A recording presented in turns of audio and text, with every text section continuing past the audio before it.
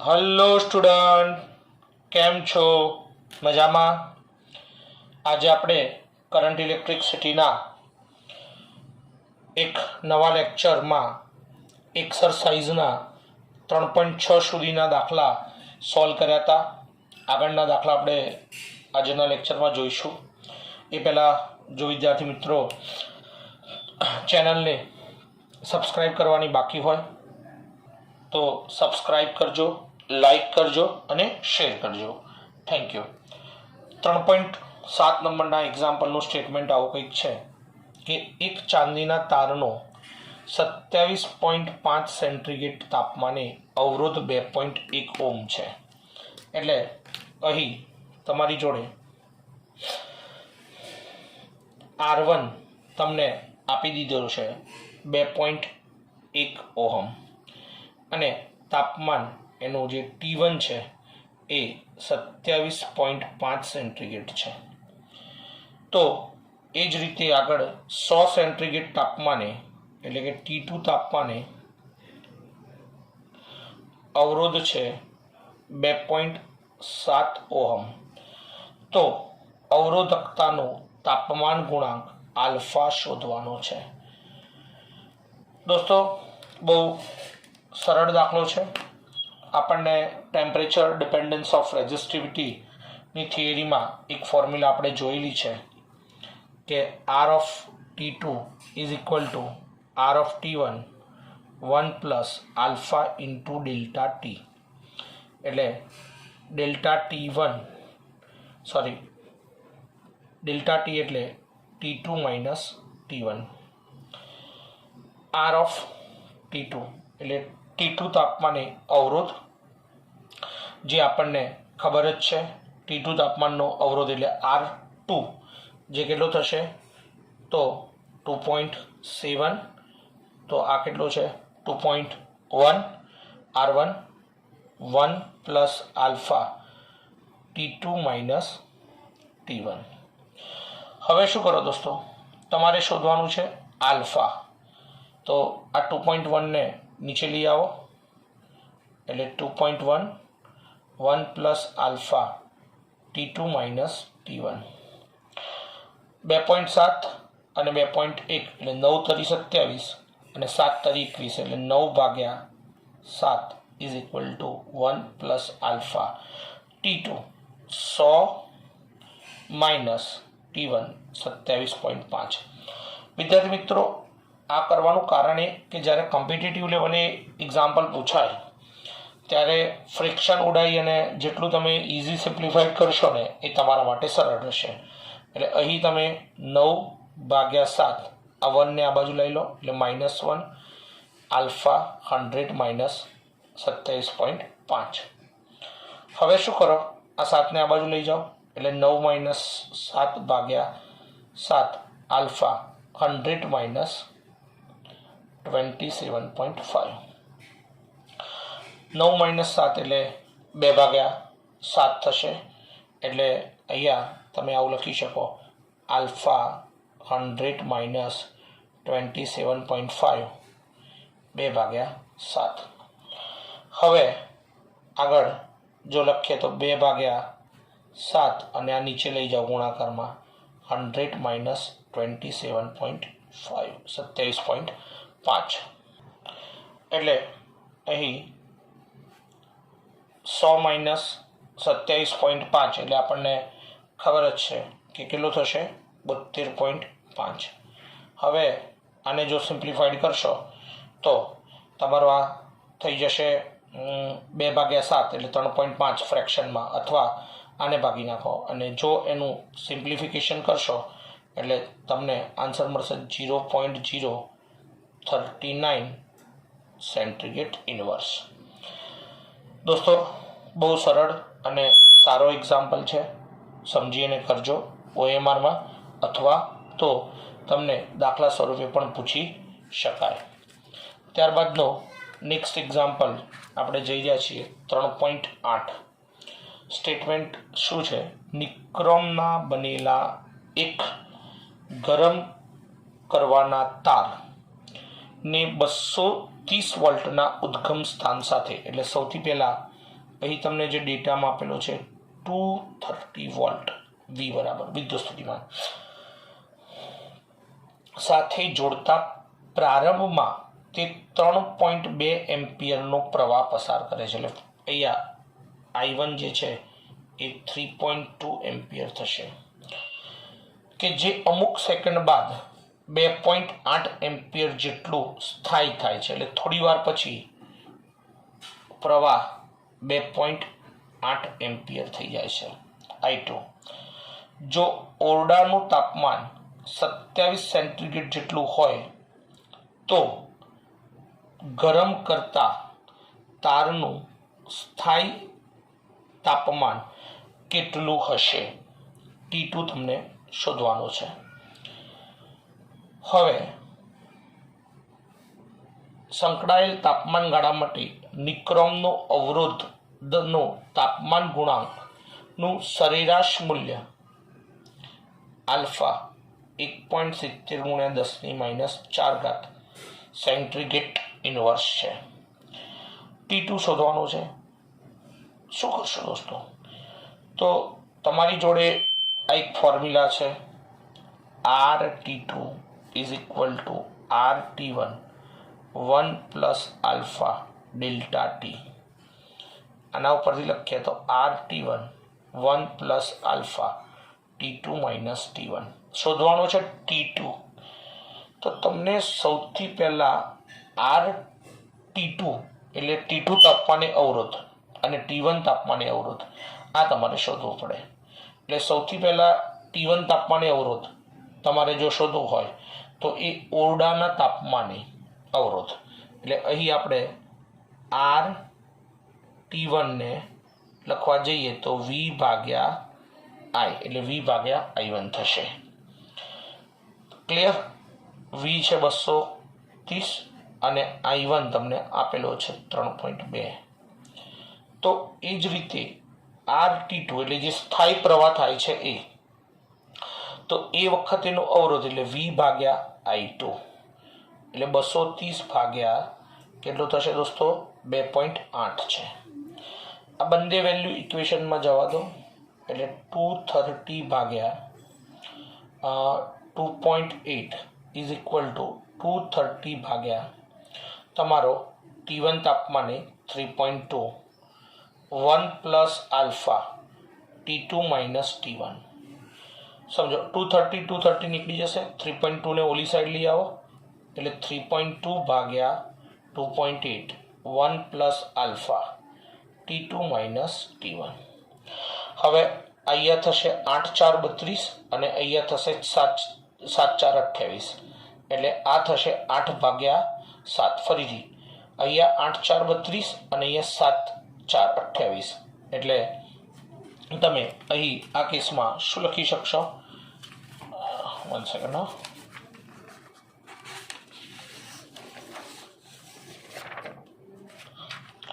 તમારી જોડે જે વેલ્યુ છે એ વેલ્યુ પ્રમાણે આપણે લખવા જઈએ તો શું થાય છે દોસ્તો? 3.2 ભાગ્યા 2.8 1 + alpha T2 - T1. Is it clear? હવે 8 × 4 = 32 એટલે 8 ભાગ્યા શું થઈ જશે 7 1 + આલ્ફા T2 - T1. ક્લિયર? આ 1 ને ઓલી સાઈડ લઈ આવો એટલે -1 આલ્ફા T2 - T1. 7 આ બાજુ લઈ જાઓ એટલે 8 - 7 ભાગ્યા 7 alpha T2 - T1 T2 - T1 એટલે 1 ભાગ્યા 7 આલ્ફા T2 - T1. એટલે અહીં હું સાઈડમાં લખું છું કે T2 - T1 કારણ કે આપણે તો T2 શોધવાનો છે એટલે શું થશે 1/α × 7. આલ્ફા તમને આપેલો છે આલ્ફાનું મૂલ્ય 1.70 × 10⁻⁴ ગુણ્યા 7 T2 માઇનસ T1. હવે શું કરો તો આનો સિમ્પ્લિફાઈડ કરો એટલે 10 ની -4 ઉપર જાય એટલે +4 7 1.17 એટલે 10,000 ભાગ્યા 7 1.70. કેલ્સીની અંદર આને સિમ્પ્લિફાઈડ કરો એટલે આનું મૂલ્ય તમને કેટલું મળે છે 10,000 ભાગ્યા 7 કરો અને એ જે જવાબ મળે એને 1.70 વડે ભાગશો એટલે તમને આન્સર મળે છે 840.33. રાઈટ. T2 માઇનસ T1 માટે T2 બરાબર 840.33. T1 ઓલી સાઈડ લઈ આવો અને T1 તમને કેટલો આપેલો છે 27 એટલે 840.33 વત્તા 27 એનું મૂલ્ય મૂકશો એટલે કેટલું થશે 867.33 સેન્ટ્રીગ્રેડ. ક્લિયર. ખૂબ સારો એક્ઝામ્પલ છે. આ પણ 3 માર્કમાં આવી શકે છે એક્ઝામમાં. ત્યારબાદ નો આપણે નેક્સ્ટ એક્ઝામ્પલ જોઈએ જે કિર્ચોફનો ખૂબ જ અગત્યનો નિયમનો એક્ઝામ્પલ છે. સેકન્ડ લો 3.9 નંબરનો એક્સરસાઇઝ. આકૃતિમાં દર્શાવેલ નેટવર્ક માટે દરેક શાખામાંથી વહેતો પ્રવાહ શોધો. સૌથી પહેલાં તો આપણે શું કરી શકીએ તો અહીં 2 નિયમ લગાવવો પડશે. એક કિર્ચોફ કરંટ લો અને બીજો લગાવવો પડશે કિર્ચોફ વોલ્ટેજ લો, KCL. પહેલો નિયમ એવું, આ જે બેટરી છે એમાંથી એક કરંટ I નીકળ્યો, આ જંક્શન એમાં એ એન્ટર થાય છે અને એન્ટર થયા પછી 2 ભાગમાં વિભાજિત થયો. આ I1 તો અહીં તમારો I2. સમજો દોસ્તો. હવે I1 આ જંક્શનમાં એન્ટર થાય છે B પોઈન્ટ પર. ત્યાં આપણે જે આ 5 ઓહ્મ રેઝિસ્ટર છે એમાંથી એક કરંટ આપણે વિચારી લઈએ છીએ અને જેનું નામ આપણે આપી દઈએ છીએ I3. એટલે જો અહીં I1 એન્ટર થાય છે અને એમાંથી I3 લીવ થાય છે તો ડેફિનેટલી આમાં કેટલો હશે તો આમાં હશે બેટા તમારો I1 માઇનસ I3. સમજો શું થશે I1 માઇનસ I3. કેમ? I1 એન્ટર થયું, I3 લીવ થયું. ધારો કે 5 એમ્પિયર આમાં ગયો, 2 એમ્પિયર આમાં જતો રહે, 5 માંથી 2 એમ્પિયર આમાં જાય તો આપણે શું કહીએ કે આમાં 3 એમ્પિયર કરંટ જશે. ફરીથી કહું છું, આમાં 5 એમ્પિયર દાખલ થાય છે, એમાંથી 2 એમ્પિયર આમાં જાય છે તો તમે શું કહેશો આમાં 3 એમ્પિયર કરંટ જાય છે એટલે I1 માઇનસ I3. તો I2 આ પોઈન્ટમાં એન્ટર થાય છે, સિમિલર I3 બી આ પોઈન્ટમાં એન્ટર થાય છે તો અહીં ભેગા મળે છે કરંટ. એટલે આ જે છે ને એ કરંટ કેટલો થઈ જશે તો I2 પ્લસ I3. અને દોસ્તો આ જંક્શનમાં આ બંને કરંટ ભેગા મળશે, જંક્શનમાં બંને કરંટ ભેગા મળશે. હું એની આ ડાયરેક્શન બધાની ગ્રીન પેનથી દોરી દઉં એટલે તમને ઇઝી દેખાય. આ લીવ થાય છે એટલે ભેગા મળશે એટલે અહીં બહાર નીકળશે ને ત્યારે એ કેટલો થશે તો એ I1 પ્લસ I2 અને I1 પ્લસ I2 એટલે ડેફિનેટલી કેટલો થશે I જેટલો. કારણ કે અહીંયા I1 માઇનસ I3 એન્ટર થશે, I2 પ્લસ I3 એન્ટર થશે એટલે માઇનસ I3 પ્લસ I3 ઉડી જશે એટલે I1 પ્લસ I2 અને એ તમારો શું થઈ જશે એ તમારો I થઈ જશે. ક્લિયર? એટલે અહીં ડાયાગ્રામ તમારા માટે ક્લિયર છે.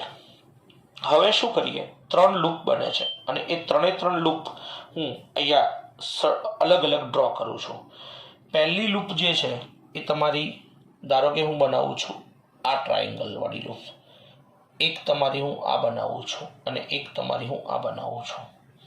તો પહેલો બંધગાળો જે બનાવવો છે એ મારો આ છે. દરેકમાં હું ડાયાગ્રામ પણ ડ્રો કરીશ. એક્ઝામમાં તમારે જરૂર નથી, અત્યારે હાલ હું ડ્રો કરું છું. એક્ઝામમાં તમારે ડાયરેક્ટ જ લખવાનું છે, પણ અત્યારે હાલ સમજવા માટે હું ડ્રો કરું છું. બંધ ગાળો કિર્ચોફના બીજા નિયમ માટે જરૂરી છે. આ જ દાખલાને કિર્ચોફના પહેલા નિયમથી પણ સોલ્વ કરવો હોય તો થઈ શકે. 10 ઓહ્મ, આ 5 ઓહ્મ, આ તમારો 5 ઓહ્મ. હવે આ કરંટ તમારો I1 છે, આ કરંટ તમારો I2 છે. મેં લૂપને જુદી પાડી છે હો દોસ્તો. આ જે ભાગ છે ને આ વાળી લૂપ. જરૂરી નથી ક્લોકવાઇઝ જ ફરવું, તમને જેમ ગમે એમ ફરો, ક્લોકવાઇઝ ફરો કે એન્ટી ક્લોકવાઇઝ, નિયમ તમારો જળવાવો જોઈએ. તો આ રીતે સપોઝ આપણે ફરીએ છીએ ક્લોકવાઇઝ, એટલે તમારી લૂપ 1 જે છે એ શું બને છે? તો A થી B, B થી D અને D થી A. ફરીથી કહું છું, લૂપ 1 તમારી શું બને છે? A થી B, B થી D અને D થી A. હવે તમે નિયમ જે આપણે કિર્ચોફનો લાગુ પાડેલો છે એને હું ફરીથી યાદ કરાવું. કરંટ આપણી ડાયરેક્શનમાં હશે તો પોટેન્શિયલ ડિક્રીઝ થશે, ઓપોઝિટમાં હશે તો રાઇઝ થશે. એટલે બેટરીનો પોઝિટિવ ટર્મિનલ આપણામાં આવશે તો PD ડિક્રીઝ થશે અને નેગેટિવ ટર્મિનલમાં ઇન્ક્રીઝ થશે. એટલે A થી B માં સૌથી પહેલાં કરંટ આપણી ડાયરેક્શનમાં છે, એટલે -10I1 સીધો આપણે લખી શકીએ. પછી ક્યાં જઈએ છીએ આપણે? B થી D. તો B થી D માં કરંટ આપણી ડાયરેક્શનમાં છે, એટલે એનો -5I3 આવું લખી શકાય. અને પછી જઈએ છીએ D to A. તો કરંટ ઓપોઝિટ ડાયરેક્શનમાં છે, એટલે +5I2 = 0. 5 કોમન કાઢી લો. 5 કોમન કાઢો એટલે આ થાય -2I1 -I3 +I2 = 0. એટલે આના ઉપરથી તમે લખી શકો I2 = 2I1 +I3, equation number 1. Is it clear? હવે દોસ્તો આગળ આપણે બીજી લૂપ વિચારીએ છીએ, અને બીજી લૂપ જે આપણે બનાવવા જઈ રહ્યા છીએ એ આ વાળી છે, જેમાં હું એક ખાલી ડાયરેક્શન તમારી જોડે ડ્રો કરું છું. એને પણ આપણે આ રીતે ડ્રો જ કરશું.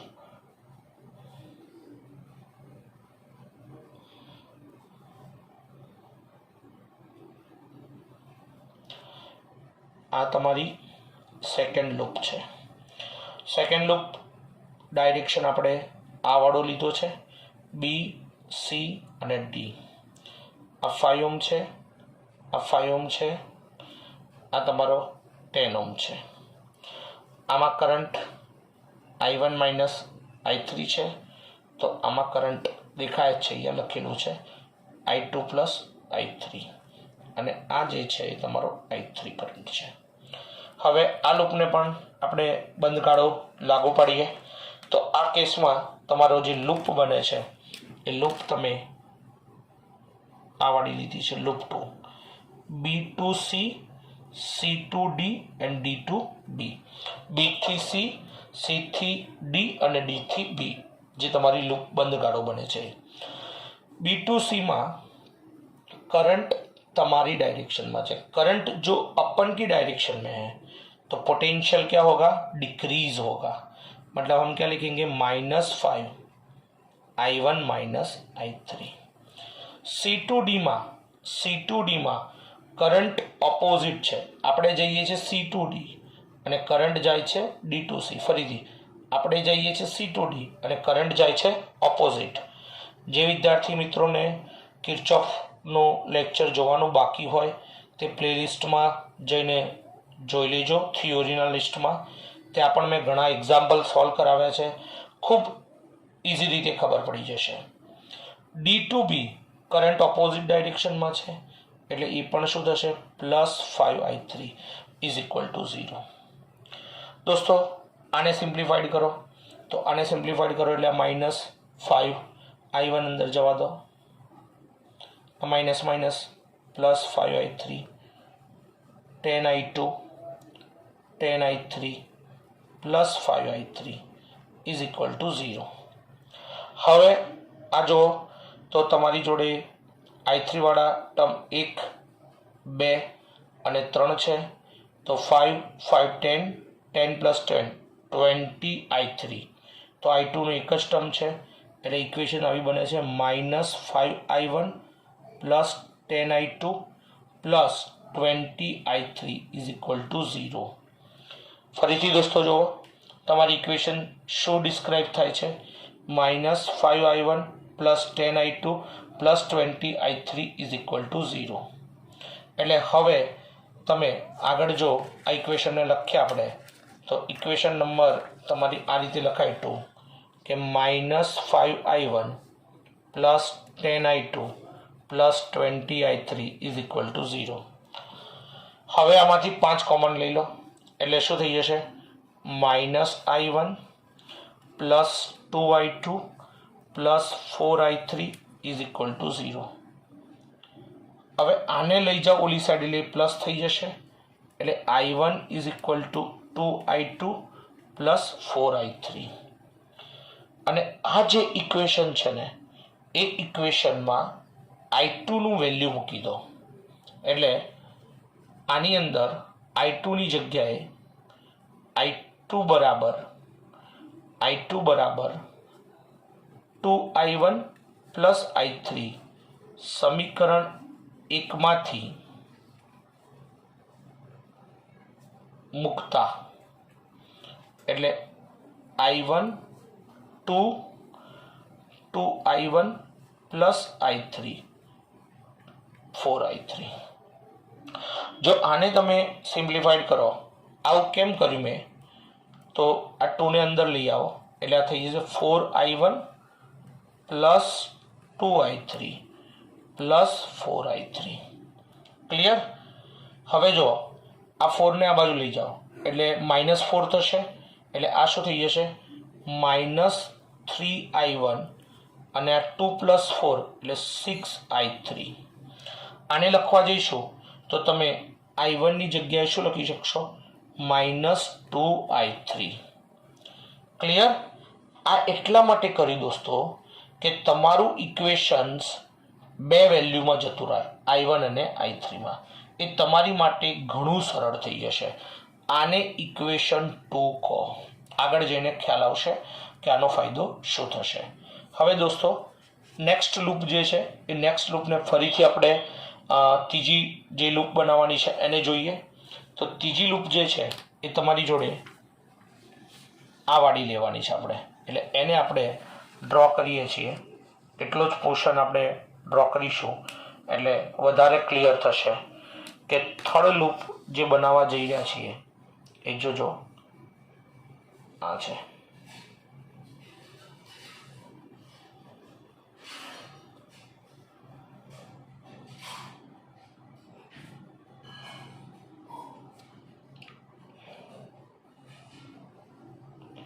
દસ વોલ્ટની બેટરી છે, આ 10 ઓમ છે, આ 5 ઓમ અને આ 10 ઓમ. આ તમારો i2 છે, આ તમારો i કરંટ છે અને અહીં આ 12 કરંટ i આવે છે. આ a, આ d, આ c. ઓકે, હવે જે લૂપ છે એ લૂપને આપણે ડિસ્ક્રાઇબ કરીએ આ રીતે. આપણે ડાયરેક્શન ફરીએ છીએ તો આ લૂપ જે છે એ તમારી શું થશે, તો લૂપ નંબર 3, a થી d, d થી c, c થી બેટરી, બેટરીનું emf e વડે રજૂ કરો અને અહીંયાથી પાછા ક્યાં આવી જાઓ, એ ઉપર. ઓકે, મેં વચ્ચે આ ટર્મિનલોના કોઈના નામ લીધા નથી. a થી d, d થી c, c થી બેટરી, બેટરીથી સીધા એ ઉપર. સૌથી પહેલા a થી d તો કરંટ આપણી ડાયરેક્શનમાં, કરંટ બી a થી d માં છે એટલે -5i2. ક્લિયર? હવે આ જે 10 ઓમમાં કરંટ હતો એનું ડાયરેક્શન આપણે જોઈ લઈએ. તો એનું ડાયરેક્શન આ રીતનું હતું એટલે એ પણ આપણે ડિસ્ક્રાઇબ કરી લઈએ. અને એ કરંટ તમારો કેટલો હતો, i2 પ્લસ i3. તો d2c D2C માં કરંટ આપણી ડાયરેક્શનમાં છે એટલે 10I2 પ્લસ I3. હવે જાઓ C2 બેટરી, તો બેટરીનો કયો ટર્મિનલ આવે છે? બેટરીનો નેગેટિવ ટર્મિનલ આવે છે. એટલે નેગેટિવ ટર્મિનલ આવશે એટલે એને આપણે લખશું +10. પોટેન્શિયલ રાઇઝ થશે. તમે આમ ફરતા ફરતા આવ્યા તો બેટરીનો આ નેગેટિવ ટર્મિનલ આપ્યો, નાનો છેડો એ નેગેટિવ ટર્મિનલ થશે. હવે શું આવ્યું? 10 ઓહ્મ. એમાં કયો કરંટ પસાર થશે?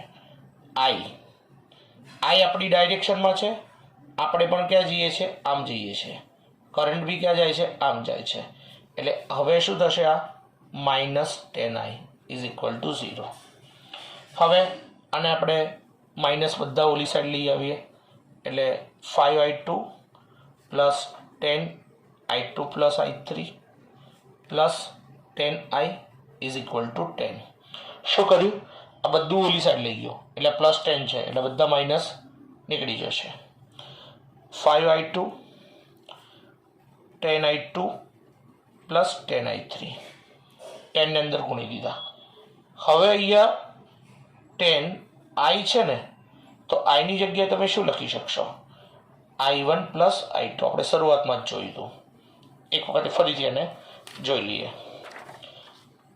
મેઇન કરંટ I એન્ટર થયો, I1 અને I2 બહાર લીવ થયો એટલે I ની જગ્યાએ તમે શું લખી શકશો?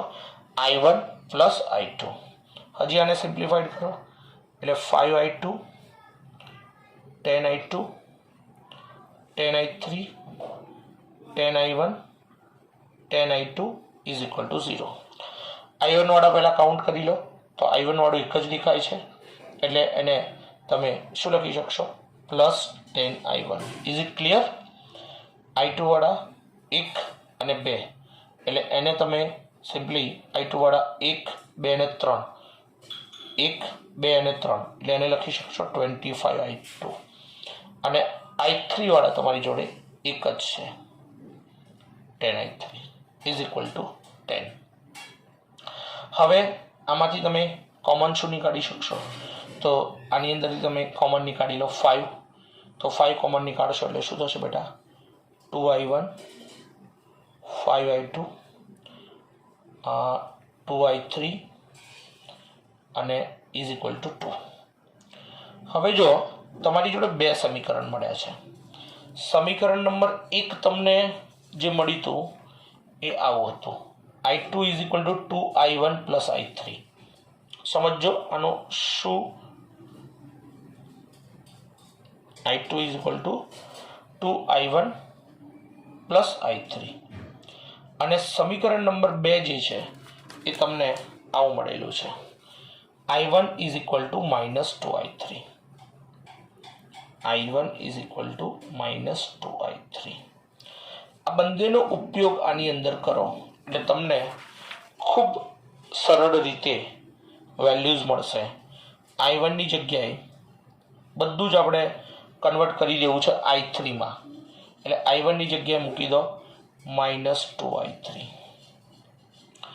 I2 ની જગ્યાએ તમે મૂકો 2I1 plus I3 plus 2I3 = 2.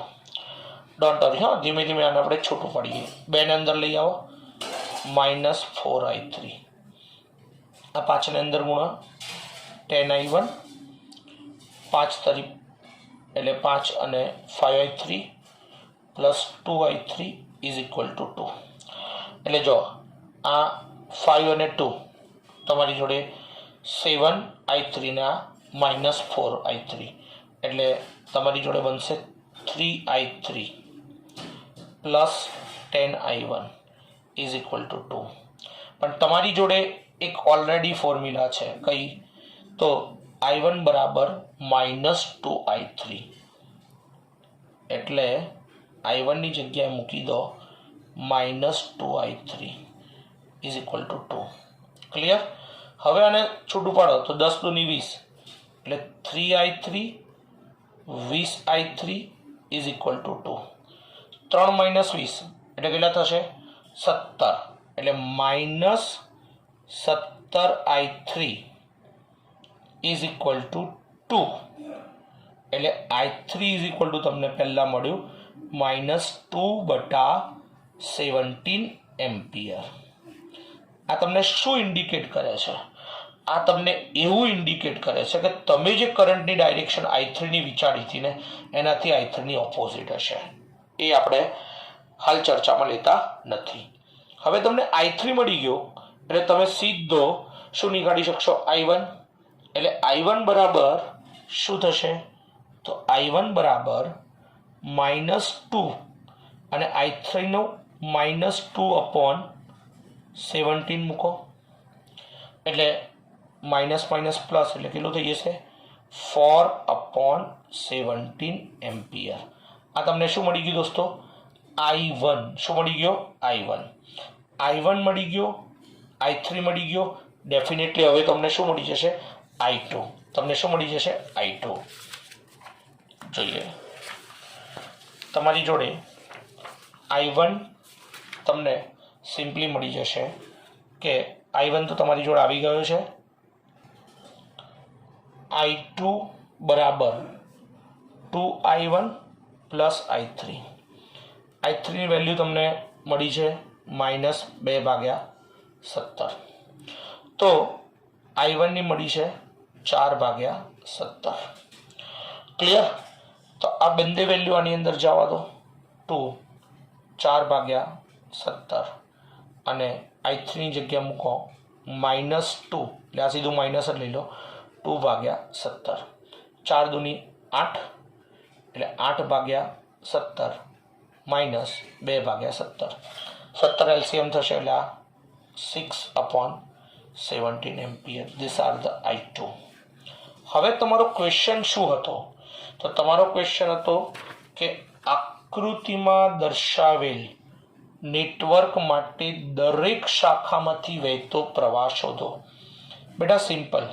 જો તમારી જોડે જે શાખાઓ છે હું અહીંયા સાઈડમાં ડાયાગ્રામ ખુલ્લો રાખું છું. જોજો સૌથી પહેલાં શાખા AB તો એનો કરંટ એટલે IAB એટલે દરેક અવરોધ કો શાખા કહેશો ખ્યાલ સેમ જ રહેશે. તો I1 તમને મળે છે 4/17. હવે બીજો IAD એટલે I2 તમને ઓલરેડી મળી ગયો છે. કેટલો મળ્યો છે?